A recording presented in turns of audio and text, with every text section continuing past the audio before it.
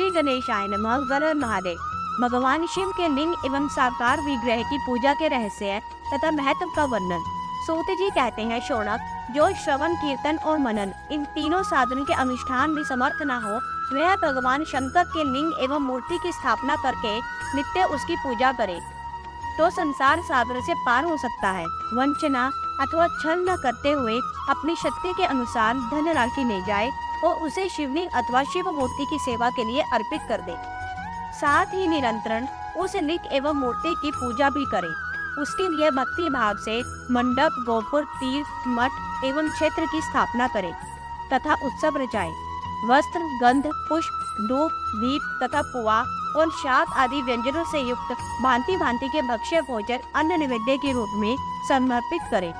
छत्र, ध्वजा, व्यंजन, चामर तथा अन्य अंगों सहित राजोपचार की भांति सब सामान भगवान शिव के लिंग एवं मूर्ति को चढ़ाए। पर दक्षिणा, नमस्कार तथा यथाशक्ति जप करे। आह्वान से लेकर विसर्जन तक सारा कार्य प्रतिदिन भक्ति भाव से संपन्न करे।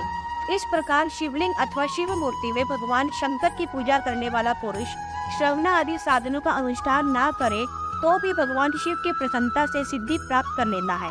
पहले के बहुत से महात्मा पुरुष लिंग तथा शिव मूर्ति की पूजा करने मात्र से भव बंधन से मुक्त हो चुके हैं।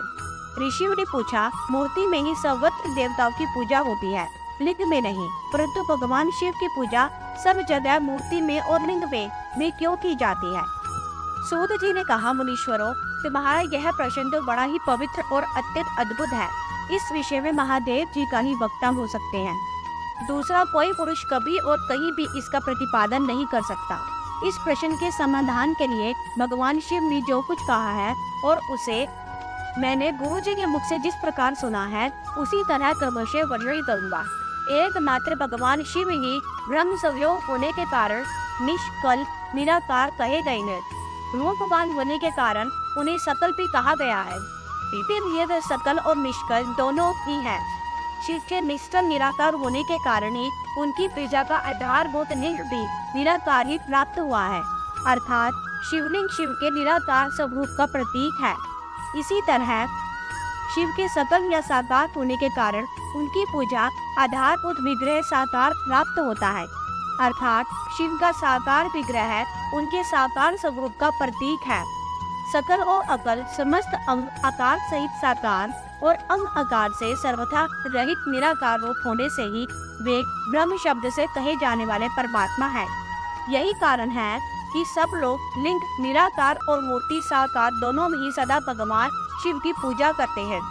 शिव से भिन्न जो दूसरे देवता हैं वे साक्षात ब्रह्म नहीं है, इसलिए कहीं भी उनके लिए निराकार लिंग नहीं उपलब्ध होता। पूर्व काल में बुद्धिमान भृगु पुत्र सनत कुमार मुनि ने मद्राचल पर नंदिकेश्वर से इसी प्रकार प्रश्न किया था। सनत कुमार जी बोले, भगवान शिव से भिन्न जो देवता हैं उन सबकी पूजा के लिए सर्वत्र प्राय वैर मूर्ति मात्र ही अधिक संख्या में देखा और सुना जाता है।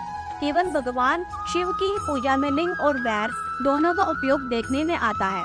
अतः कल्याण में नंदिकेश्वर इस विषय में जो तत्व की बात हो उसे मुझे इस प्रकार बताइए जिससे अच्छी तरह समझ में आ जाए।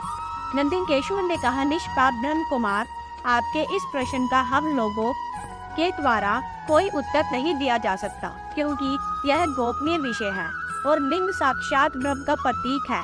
तथापि आप शिव भक्त हैं, इसलिए इस विषय में भगवान शिव ने जो कुछ बताया है उसे ही आपके समक्ष कहता हूँ। भगवान शिव ब्रह्म स्वरूप और निष्कल निराकार है, इसलिए उन्हीं की पूजा में निष्कल लिंग का उपयोग होता है। संपूर्ण वेदों का यही मत है। सनत कुमार बोले, महाभाग योगींद्र, आपने भगवान शिव तथा दूसरे देवताओं के पूजन में लिंग और वैर के प्रचार का जो रहस्य विभाग पूर्वक बताया है वह यथार्थ है। इसलिए लिंग और वैर की आदि उत्पत्ति का जो उत्तम वृत्तांत है उसी को मैं इस समय सुनना चाहता हूँ। लिंग के प्रकाट्य का रहस्य सूचित करने वाला प्रसंग मुझे सुनाइए। इसके उत्तर में नंदिकेश्वर ने भगवान महादेव के निष्कल स्वरूप लिंग के आविर्भाव का प्रसंग सुनाना आरंभ किया।